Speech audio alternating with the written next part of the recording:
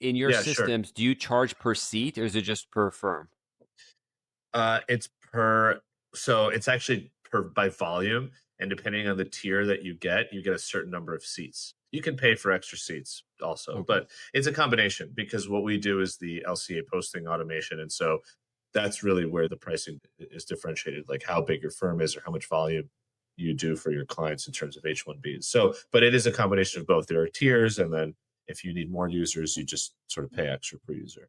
So there are some firms that take whether 3 or 5 users, whatever comes with their tier, and they have a kind of more generic, maybe username and a password. And I always tell people, look, if you need to do this, but my recommendation from best practice standpoint, like I'll even throw them an extra, like a free user if it's going to be an issue for them to pay for additional users. I would rather make sure that every user Yeah. has their own credentials so that if and when they leave the firm, you're not changing the password for everybody just because that one person left. And conversely, if you don't change the password, now somebody who no longer works at your firm Hmm. still has access to this information. Now, I will say that we handle LCA and public access file information. This is basically inherently public data. But still, why would you want somebody who no longer works there to be able to log into something? And so that just kind of is a broader conversation around the fact that people just share passwords across the board with their team members. And I have to talk to folks on a relatively regular basis. I tell them, for example, I use one password. That's what I use. I have a family plan. So I have passwords that are just my own for my bank accounts and stuff. And then I have passwords for, let's say, a streaming service that I share with family members. And like I pay for tennis channels. My mom wants to watch a tennis match. Like You're that she, into tennis? it's You got in our tennis channel too? oh yeah, I got tennis channel, I got tennis TV, I have ESPN, only basically only for tennis. But you know what I mean? All of these kind of things. For firms, it's the same thing. Instead of memorizing, John Kostravi 41 Yeah. as my password, like you should have a password manager. Typically, how they work for anybody who's listening who doesn't know, there's a master password.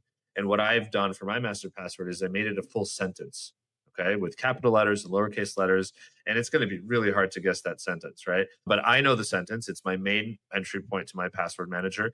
I get in and then I have all my passwords saved there, but the password manager's tool creates the actual password for all of the platforms and Mhm. sites that you have to sign into. And they're basically impossible to guess. So I have, like I said, one password. This is not a sponsored thing. I'm just sharing what I have. And you can toggle like 8 characters all the way up to 20. Do you want numbers? Do you want characters? So you could make your password insanely difficult to guess. It saves all of them. And this way, if you use it as an enterprise version, you could manage your employees' passwords when they leave the firm, or if they no longer need a tool, they change teams Yeah. from maybe your IV team to your NIV team, whatever it might be. You, as the person who owns or runs the firm, can make sure it's always kind of up to date and nobody has access to something that they don't have access to. I wanted to bring that up because I see this come up in group chats and on Facebook pages and just in conversation when people ask me about sharing passwords. I just think it's a silly thing to do and an easy workaround so that you can avoid kind of Yeah, I think you're right. yeah. Password managers is kind of like the cost of doing business now. It's like one of the standard things you have to have. I was using LastPass Yeah. because they're like the biggest famous, but Yeah. they're just a mess.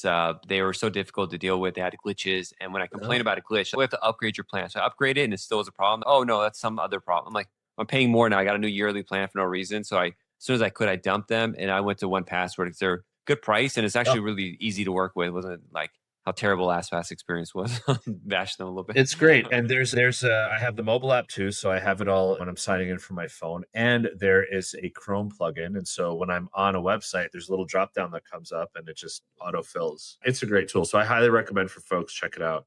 One Password. Very cool.